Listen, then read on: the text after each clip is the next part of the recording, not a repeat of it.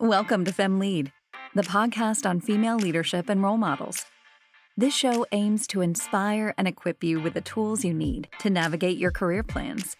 FemLead brings inspiring career perspectives and strategies to guide your path to success. Your host, Alexandra, will interview role models on new, exciting topics with each episode. If you like what you hear, give us a review and subscribe to the show on your preferred streaming platform. Enjoy. Hello, everyone, and welcome to a new episode of FemLead. If we sum up all aspects of her work, my next guest is a psychologist, HR and organizational development expert, transformational leader, leadership coach, and educator. Over the last 15 years, she has been working in senior HR, organizational development and transformation roles in a corporate and nonprofit environment through East and West. Currently, as Global Change Director at GrandVision, she leads change management in a large-scale business and IT programs delivering on business value and strengthening human-centric change capabilities in the company. In addition, within her own coaching and education practice, she works with senior leaders going through a personal change and transition at work, or leaders aiming to implement complex change in their organizations. Whenever she has a chance, she facilitates conversations and teachings around social and emotional aspects of work with young adults. Whatever the role or assignment, she intends to serve as a vehicle for building connected, creative, and effective workplaces. Today, we will discuss work as a force for good with my next guest, Tamilla Mahkamova. Welcome, Tamilla, to FemLead Podcast. It's really a pleasure to have you here. How are you today? I'm great. Thank you, Anda. It's really beautiful to see you. Yes. Tamilla and I met a while ago in another continent. So it's really fun to then plan for this interview and plan for this discussion that I think is going to be very, very transformational for some people that never considered, company culture, how and what does it mean to work for an organization. So we're going to deep dive into some very cool topics about work as a force for good. But Tamilla, I would like to start by putting a bit of an understanding of what your role is, because you work as a global transformation change director. So can you tell me what does your role entail and a bit about how it came about? Yes, gladly. So my role is about leading change management in complex business and IT initiatives. And it includes creating or even co-creating comprehensive change plans and roadmaps and guiding leadership and project teams through every step of their implementation. And of course, we all know we can plan for something, but then implementation goes in a more agile way. So really staying together in all those moments. And at the same time, whenever I have a chance, I really love investing and doing all sorts of training and coaching and development and business partnering within organization to really enhance change capabilities.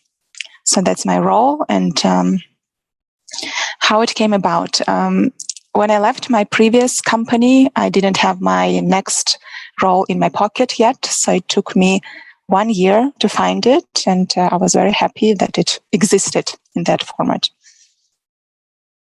That's very interesting. How did it feel to be, was it a decision to be 1 year in between jobs and finding the right fit? How did that period was for you? Yeah, it was very funny period because when I left my company, COVID started. It was even, in the same week, and I didn't plan for it. But since it happened, I tried also to fill my time meaningfully, and also started another education, started my own company, and was looking for the right opportunity. I was looking for a senior role in HR, OD, or transformation domain. And as soon as I found it, I started it. That's fantastic. I'm happy you give us that insight because it's always interesting to understand, what does a career gap actually mean? Because a career gap is also taking the time to figure out what you want and finding the right fit. It's not necessarily about having the next job in your pocket. And definitely. Okay, let's go into the company culture term that is so interesting and very, very important for our discussion. So tell us, how should we understand the term company culture? What is it and how tangible can we get with this topic? Mm-hmm. Yes, there is no one definition of company culture, right? So it can be understood as this mix of visible and invisible factors within one company, right? Visible and invisible norms that really indicate how we do things around here. It can also be seen as this collective personality, who we are as a company and what we aspire to be. And culture is really in everything and everywhere. We cannot put our finger on it, but it really affects everything and everyone in the organization. What leaders model and how they communicate, how work gets done, what is rewarded, what is tolerated. So this is all culture. And I think we're all very quick, no matter the background, to notice, this general sense of culture. So this is a good culture, this is a toxic culture. We're also very quick in noticing the change in culture. But what is more difficult is being nuanced in describing what is really going well, what not so well, what is healthy, what is unhealthy. And also, it's difficult, especially when there is no habit in organization, to really have the cultural discussions and dialogues and also make collective decisions based on culture. It's really, difficult to kickstart this type of movement. I think maybe it's this way because we still consider culture kind of outside of business risks. And when you say that we consider culture outside of business risks, what is your first advice for someone who leads with this phrase in their, let's say, company, organizational development and culture, and they say, well, but this is not something that tangible that we can actually, worry about? What do you tell them? Yeah, it really takes a lot of awareness work, right? And understanding when you build the culture, when you build the company, you also build the culture. And if you want a healthy company, you really want to invest also in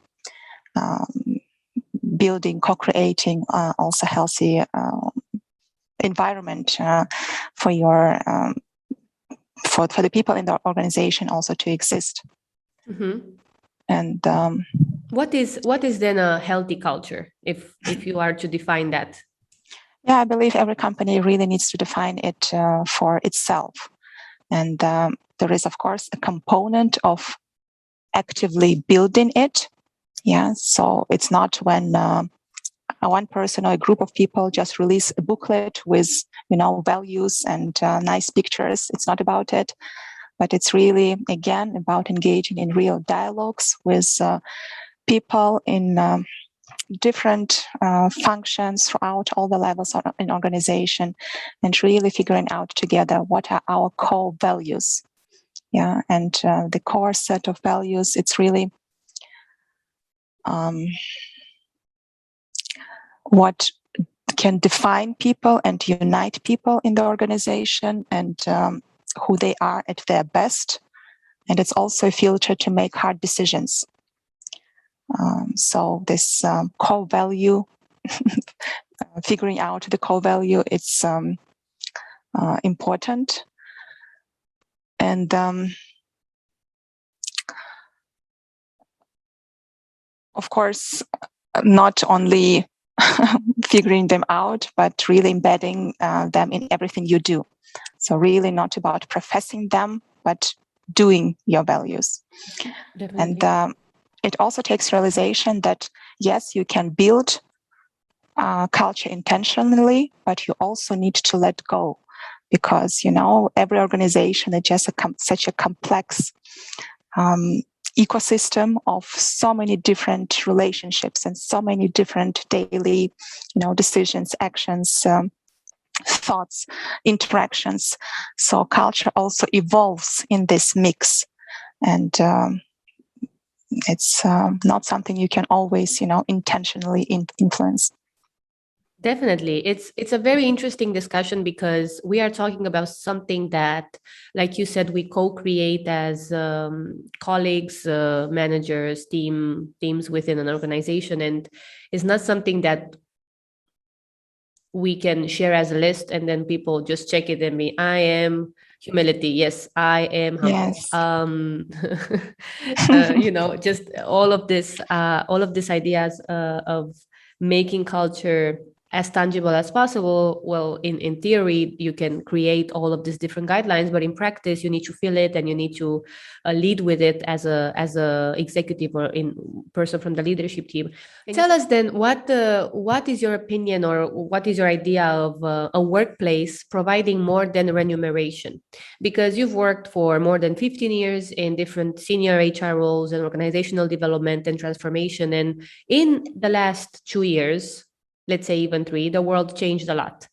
What do you think companies should be aware of when attracting and retaining new talent? Yes, so I think in itself, it's not a new phenomenon, right? When thinking of how to be attractive to new talent, to new employees, and employers really think beyond fair compensation only. And usual repertoire is like training, development, networking opportunities, different perks at work, team and company events. And I think what is not very usual, but still existing in some organization, is this strong purpose for this business, for this company to exist and flourish. And people really look for meaning in their work, and for also impact on a larger whole. This becomes more and more important. And also, being attractive means also being considerate. Especially now after COVID, having respect and consideration for mental space that employees need, also flexibility that we all, wish to maintain, to keep for the future. And there are so many solutions out there that I really like Zoom-free Wednesday or 4 days work week. I'm a big fan of it. And also being considerate to things like employee activism. So many people are now also engaged privately and also professionally in being active in our social issues, in our political issues sometimes, and also as a company being able to take a stand together with employees, or engage again in a conversation that would lead also to a company to take a stand in certain situations. I think that's really attractive to new people. Mm-hmm. And what do you think about, let's give some examples. What do you think about a situation where someone does activism or has a podcast like myself, let's say, or whatever mission, and then they go and say that on top of my job, I do this in my free time? I really love this example because it's very tangible, right? Mm. If someone doesn't know how to bring that conversation to an interview, or maybe how to tell their manager that, hey, I started this thing, and usually you have to say when you start any sort of other activity. How do you recommend them to tackle this, to talk about it, or what do you recommend them to kind of keep in mind? Yes, I think it's very important to be open about what passions do you have, also elsewhere, outside of the company or outside of your current role, because it's also a very relevant and valuable information for your employer, for your manager. So you're also developing all sorts of skills outside of your role, and it's incredibly also enriching. It must be taken into account when you are, going for the next level role, for example, in your company. So at least, knowing about it, it's already very important. Supporting, it's another story. So ideally, of course, we would want also our projects outside of our employment also be supported, or at least that people are curious about it. But we can not hope for for support in these areas.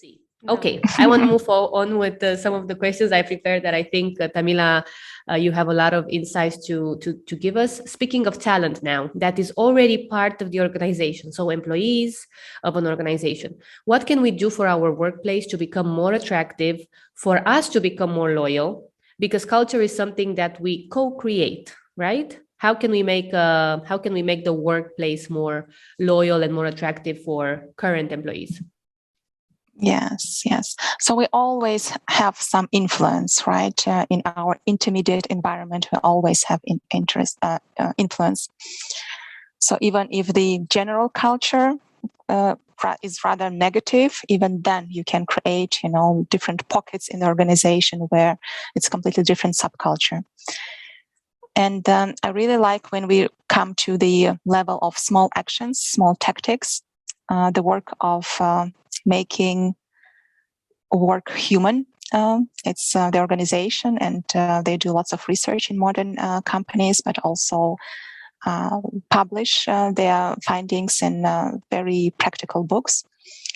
And they speak of three things we all can do in our intermediate environment, just to feel better at work and to do better and also build better connections. So the first pillar is thanking. Yeah, being able to express gratitude, a small thank you note or a gesture of kindness to a colleague, to a team member. And what is curious, that expressing this gratitude when it comes from a peer, it's more meaningful when it comes from the boss, from the manager, because there is always certain agenda when boss does something. It may be because of his or her role or their role, but when it comes really from a peer, it leaves us, really thankful also that we have this type of connections also at work. Then the second pillar is talking. Talking, not only about work, but to have the regular connections with your boss. And if your boss has not yet initiated that, be active and suggest that, because having those regular check-ins and regular conversations, no matter about what, also gives us a sense of consistency and stability. And we should not overlook that. And the third thing is really outside of the work domain. It's about celebrating and celebrating outside of work events, in life of your also peers and your co-workers. Just also building on, human capital outside of the intermediate workspace. So those are three things I think they are can be remembered. Very, very well said. It's also very interesting that when we look at work, it's not about necessarily the time we spend at work, but also how our life evolves outside of it, and how much we want to bring our, let's say, personal life or private matters within the environment at work. So there are people who don't talk much about their private life, and then apparently, based on what you said, it's actually important that they feel they have the opportunity or they have the space to do so if they wish to share, and that it will not be cut off from, this is work, so you can talk about your family celebration here. And this is an insight for managers listening and wondering, should I ask my employee about how was their weekend? This is something I always do, and I'm very, very curious and also very excited to hear, what do you do in the weekend? What is your plan? Are you going to travel? Are you going to have a barbecue? I don't know. I'm curious. I'll tell you what my plan is, because we spend time together here to build something together for the company. But outside of work, we maybe become friends. We are human beings. Maybe we have some hard situations in life that it's somehow better to talk about than hide it, because it can impact your work, and that's absolutely normal. So definitely a very good point to consider for those of our listeners who maybe don't consider necessarily the private matters impacting work, because they definitely do. Yes, they do a lot. And Two other things that we can consider outside of these three pillars. Becoming a mentor for someone. Even if you're very young in your career, you can always become a mentor, even for a senior person in the organization. And have a kind of reverse mentoring situation. I think it's very enriching. And also taking initiative and be part of projects that are outside of your work scope. And also learning more about the organization, learning more about people and their jobs and their also passions and desires and so on. I think it's important. Definitely. Very, very good advice. I really love that we deep dive into this idea of talent and culture, because it's a very timely subject. And I want to go back to the culture topic by asking you, based on your experience and based on the fact that this interview is about creating work as a force for good. I really like the title. I really like the topic that we are now discussing. Tell us, how do you think we can increase our chances of building a culture that will help employees flourish? Because a force for good is made with the people, together with those that work for that particular organization, right? What is the angle here for being able to build that flourishing culture? Yes. So when you say flourishing, alone this word gives us kind of a feeling. It comes from nature. It gives acknowledgement to the fact that something is living and always changing. So, and we are like this. Employees in the companies are complex human beings, and we need also the environment that is taken into consideration, that we are, not the greatest assets. Like we hear it a lot in different slogans or missions. People are our greatest asset, but it's we don't call our sisters, our parents, our husbands, an asset. Something like a resource that can be owned. So what if we refer to people in an organization as they are? Those wonderful, incredible, but also annoying human beings. So that can be the first angle.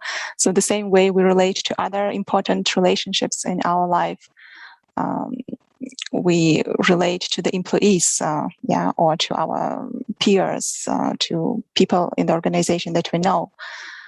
We take time for them. We are a bit more forgiving. We are a bit more weird and messy, and we have doubts, and we're allowed to change our minds, and we are much more outside the box. I think that's maybe the first angle. And if I think further, I really love hearing and also researching the companies that live a completely different paradigm in how they run the organization. And there are already some examples out there that we can look at. And they start, first of all, with a question. A question that comes from realization. Yes, modern companies, modern organization, they made this incredible progress in the last almost 2 centuries. But also we realize that the way that we run organizations is also coming to maybe its limit, or we are stretching ourselves too much. And then they ask themselves this question: could we invent a more powerful, more soulful, more meaningful way to work together? And this new paradigm is described very well in the work of Frederic Laloux. I don't know if you heard about his work, but his book, it was published, I think, already a decade ago. Reinventing Organizations is really focusing on that. And he talks there about 3 fundamental breakthroughs for these companies, for these organizations that live this new paradigm. The first one is self-management. So really going away from our traditional hierarchy and that we need managers for every team, but letting people organize themselves and, giving a power in this sense to everyone. So it's a distributed power. And in this, phenomenon, it's very close to the law of nature. Yeah. In our nature, the power is distributed. A little ant can have such a big impact. It's comparable to other big species that we have on the planet. The second breakthrough is wholeness. What you talked about also a little bit before, that we are again those complete human beings, and we can be rational and emotional, and we can be emotional and intuitive and masculine and feminine, because if we only concentrate on work content, life in organization becomes so lifeless. And from that perspective, really being able to show up from a deeper place and also establish practices where we drop our masks. And the third breakthrough, it's maybe also a little bit strange to hear, but it's called evolutionary purpose. And it's about also shifting away from this necessity to predict and control the future at all times, and that it's again the top of the company who is doing this prediction, what the organization will become in some time from now, but again, inviting all members of organization to listen and understand what the organization wants to become. So kind of treating the organization also as this living system that wants to manifest its purpose in the world.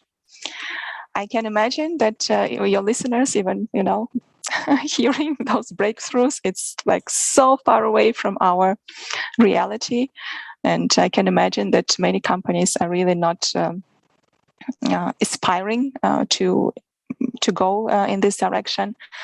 But I think even asking ourselves this question, let's begin with the question: how could we invent more powerful, more connected, more meaningful ways of being together in a company? So that's the angle that I would like to leave it with. Wow. Do you know of any, because you said there are companies who maybe strive for that. What are those companies? Can you give us examples we go Google everything? Yes, please Google, because I also, in some cases, had a pleasure to speak to the leaders of those companies in my last education.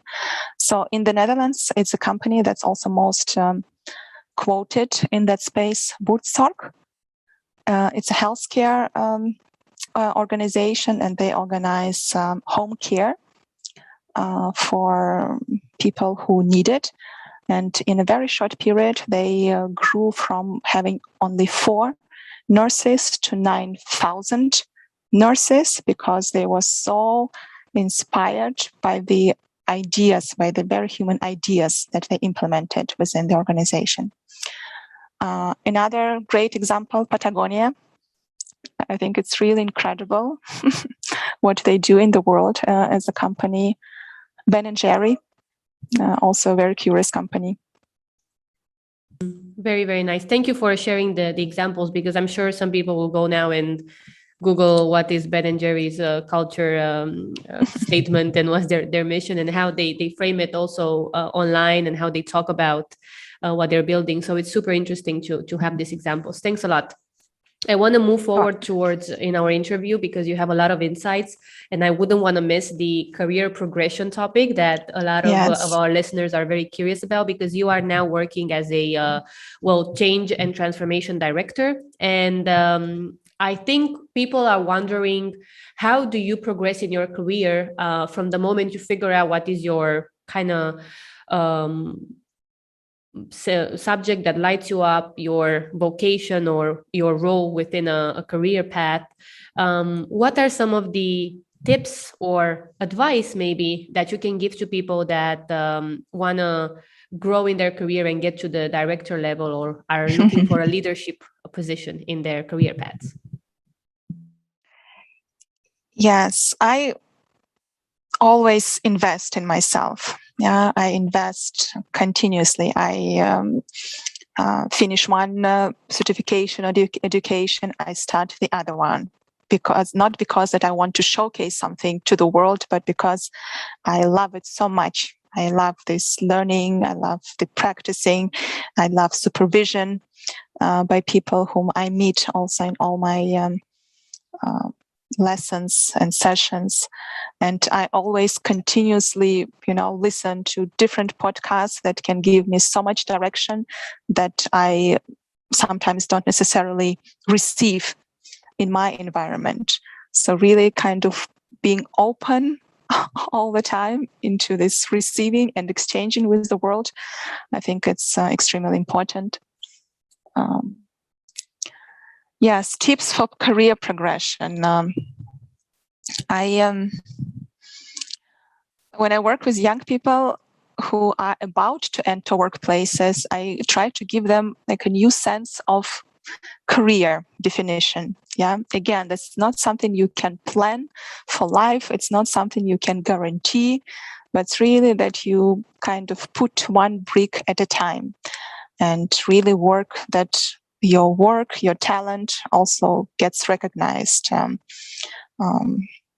time. Because when it doesn't happen once or twice, it really can be very discouraging and upsetting, right? And then many people can kind of turn away from their course. If someone that's listening is like, yeah, that's me, what do you tell them? I will say there's so many people that will say no to you. Yeah, so even now, and I feel like I'm more already farther in my career, people say no to me still, even with the experience and with the background that I bring. And it will happen till the very end of your career. So, and the solution is not necessarily, building this thick skin. In my case, it wasn't possible, for example. It hurts every time when you are not getting what you are really, really aspire for yourself, what you feel that you are capable of. Even, small rejections, they hurt. And if before I was trying kind of, not to pay too much attention, just to continue, just to see the positive side in it, now I learned, okay, it hurts, just realize it. Yes, sit with it. Let your whole emotion go through you, because every emotion, we know it has the beginning, middle, and the end. And if we don't feel through it, so many things get stuck in us, which makes us at a certain point maybe bitter or negative or not believing in what is possible. So I think every rejection, every kind of no that we hear, we need to emotionally digest and also realize how our thinking sometimes changes, because it can really go into your self-worth, and this is very dangerous, really realizing and working consciously on it. And also with time, I think it's possible to scan for yourself when it is a fair no, or when you just rejected for no good reason, or when the reason is not well grounded. And in those cases, it's really important that you say externally or internally or both, no, I don't agree with this assessment. That's super hard. It's hard. It's especially when you don't have the experience. So some of our listeners are now at the beginning of their careers. Maybe they've been working for, 5 years, and they're looking into their next level position, and then they get a no. It's like, no, I will not promote you, or no, you're not ready, or no, the company cannot offer this growth path that you imagine here. And then they start looking somewhere else, and they also get a no for their next level. And that can be very damaging to your self-esteem. And, I went through that. That's why I kind of wish to, bring this emboldenment to your listeners that it goes on.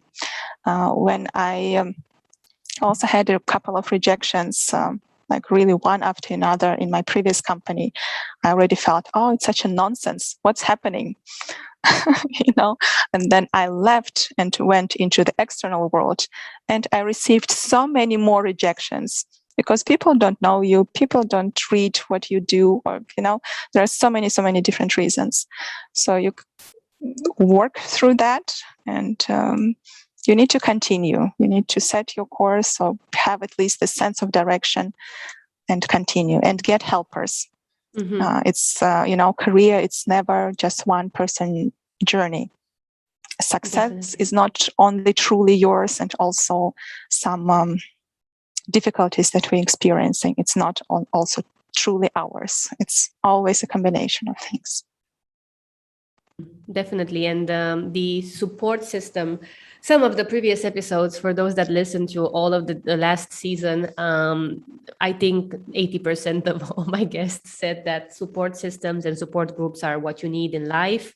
And those are things you should decide for yourself. Those are situations where you should put yourself in and be like, this is my group.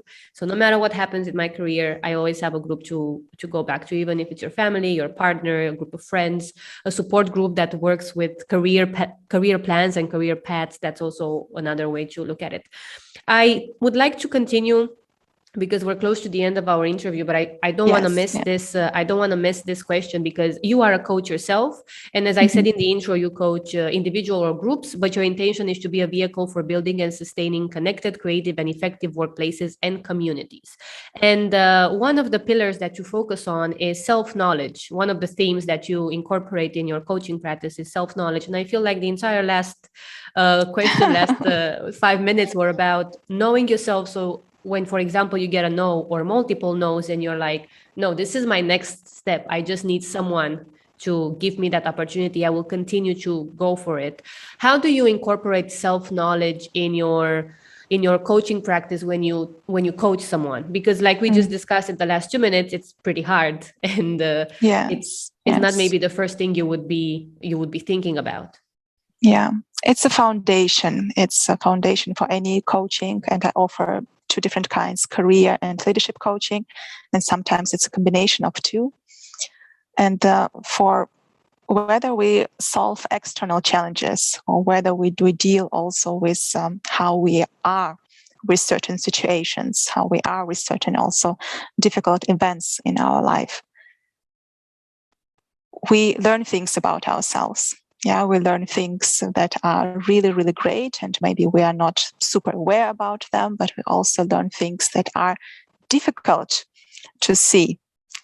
And both things are extremely important, because you shed light to, the best in you, but also the more difficult parts in you, and it's all the part of being human.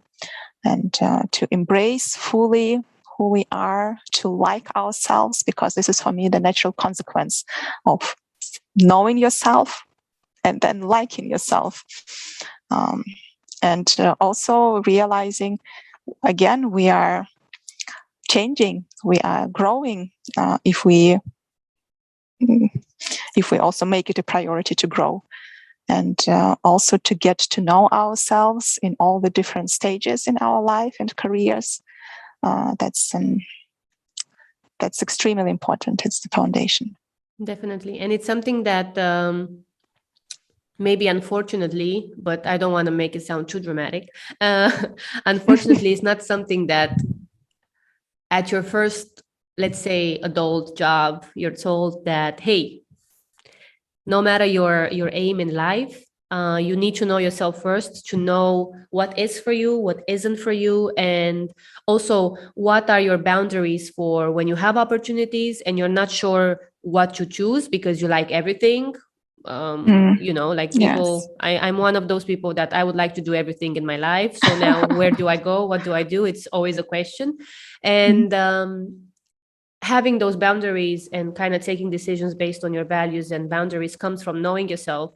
And that's not something that happens overnight. If you don't think about it, you'll be more confused than actually help yourself take a decision. So then you look for external validation. You go to everybody's like, what do you think I should do? Do you think I should do this? Do you think I should do that?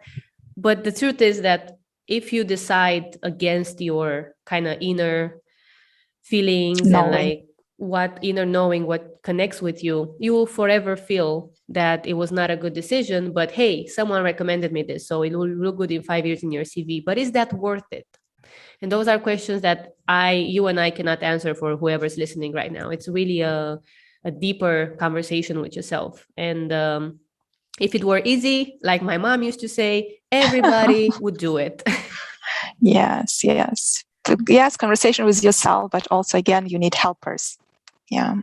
I believe actually everybody needs to go to therapy. Everybody needs to have multiple coaches in life, multiple mentors, because you need to know how to look at yourself. You need to. Those are the skills that are not given to us in our, traditional education. So it's something that then we grow throughout life. Definitely. Where can people find your coaching practice, for example, if they were to be interested to follow your updates? Yes.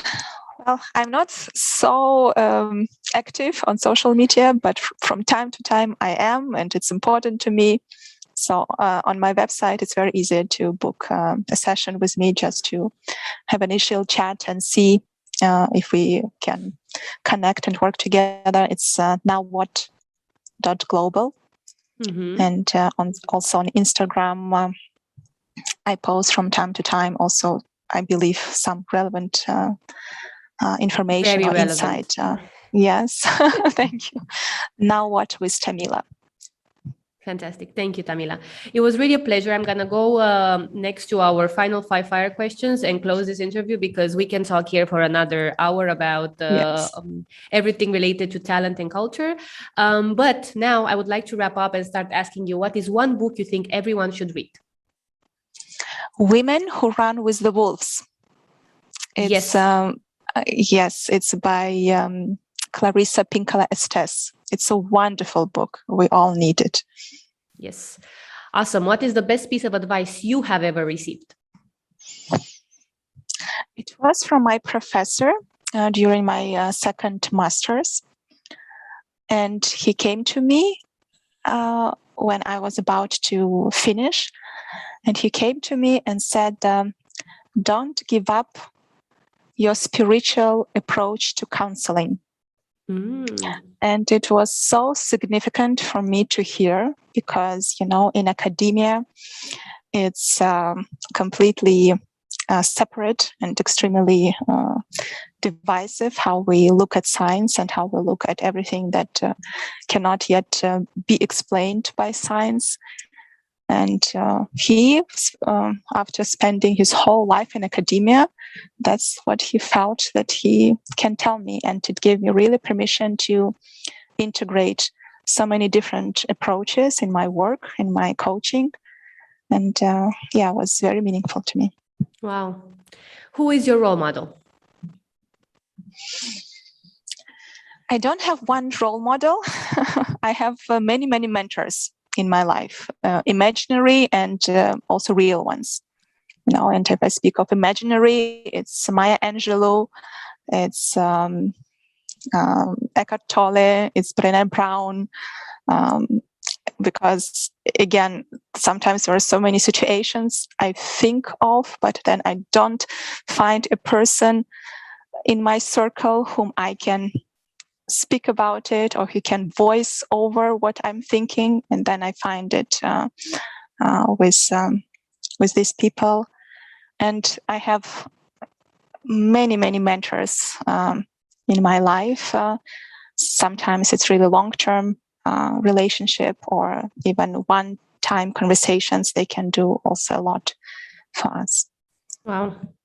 What would you choose to do if you were to have another career? I would become a film director, for sure. Film director. Film director, yes, to satisfy, my creative side, but also my bossiness. I think that would be the role for me. Fantastic. And last question, if you could change places with someone, who would it be and why? This is a curious question. And to me, it's kind of a question about comparative suffering, that I want to be someone else, or I want to have that somebody else have. I don't like feeling it. It's a difficult feeling to feel.